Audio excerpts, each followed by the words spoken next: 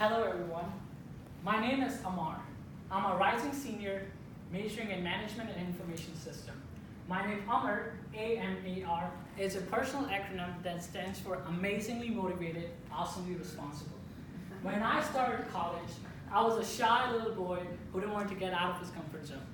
It is in my second semester that I decided that I wanted to become the better version of myself.